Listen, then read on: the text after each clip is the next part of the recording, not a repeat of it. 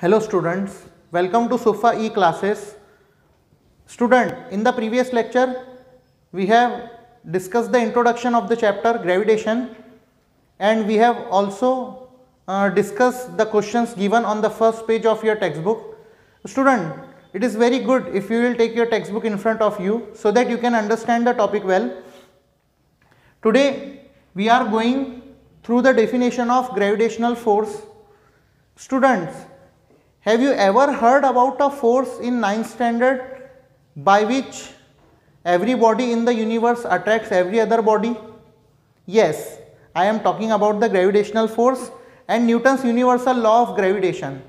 What you have studied about the Newton's universal law of gravitation? Every body in the universe attracts every other body in the universe with a force which is directly proportional to the product of mass of that two bodies and inversely proportional to the square of distance between them. Yes, definitely. We have to discuss this universal law of gravitation in 10th standard also in detail. But before that, I want to show you that something about gravitational force. Gravitational force. Students, no doubt this gravitational force is discovered by well-known scientist Sir Isaac Newton.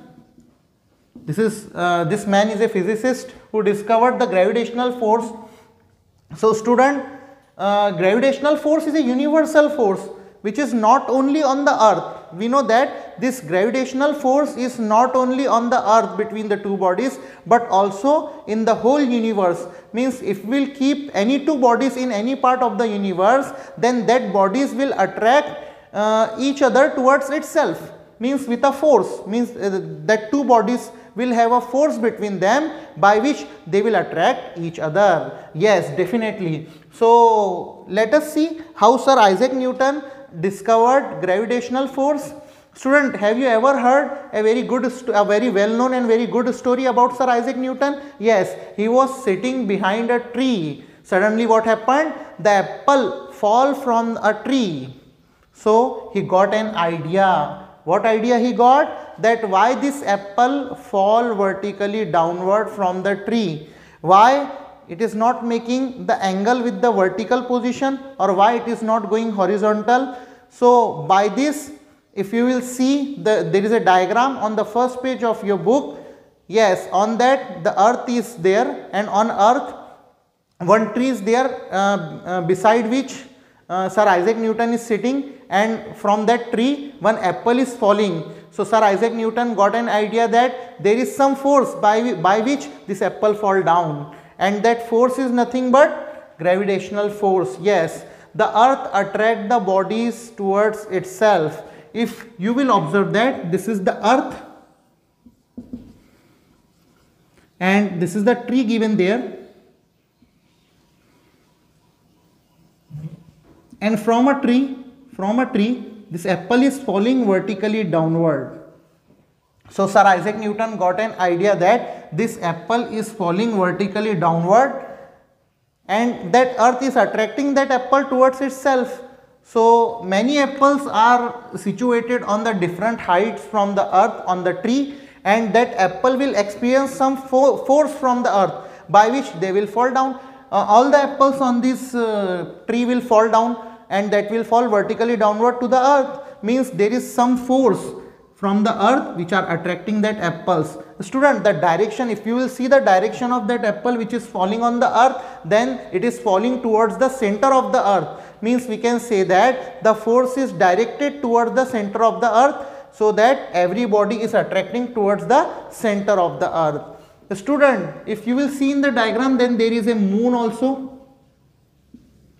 Sir Isaac Newton thought that there will be the gravitational force between the moon and the earth also. There is a gravitation. If there is a gravitational force between the apple and the earth, then there should be the gravitational force between the moon and the earth. So student, there is a gravitational force between the moon and the earth by which the moon is just revolving around the earth. We know that moon is a natural satellite of the earth, so it revolves around the earth. So student, this gravitational force we can define a force, or we can write a universal force by which every body in the universe, not only on earth, universe, attract every other body, a force by which every body in the universe attract every other body. Then after that we will see the mathematical statement for student.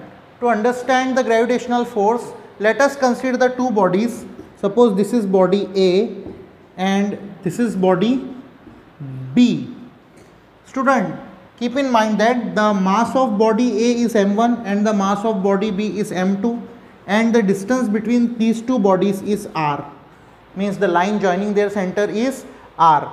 Student, now we will see what is Newton's universal law of gravitation. So Newton's universal law of gravitation.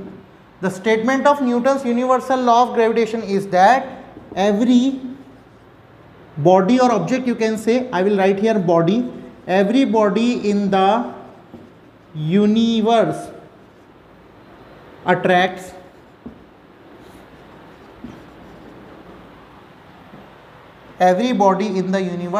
means gravitational force is attractive force. Every body in the universe attracts every other body with a force. So this force is a gravitational force with a force which is directly proportional to the product of their masses. Student, this there denotes the masses of these two objects, means directly proportional to the product of their masses, means the masses of bodies A and B, and inversely proportional to the square of distance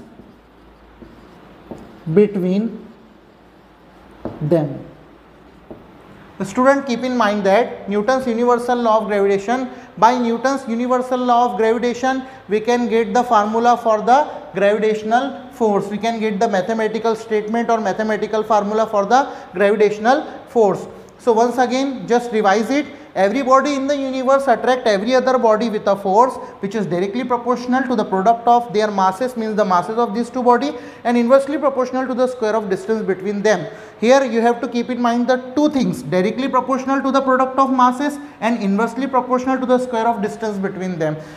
So we can write the force, suppose this F is nothing but a gravitational force which we are talking about, and this force is directly proportional, means alpha directly proportional to the product of masses. So the mass of body A is m1 and the mass of body B is m2. We will take the product of these two masses, that is m1 multiplied by m2. So F directly proportional to m1 m2, means this gravitational force is directly proportional to the product of masses of these two bodies, and it is inversely proportional. Next statement will become inversely proportional. So F alpha inversely proportional means 1 upon square of distance between them. Student, the distance between them is r, so square of distance between them means r square. So this is the mathematical statement for the gravitational force which was explained by the Sir Isaac Newton by the universal law of gravitation. So student, this is about the gravitational force. In the next lecture we will see centripetal and centrifugal force, and later on we will see the Kepler's law. Up till then, thank you very much for watching video. Note this topic, study from the textbook, stay at home, be safe. Thank you very much.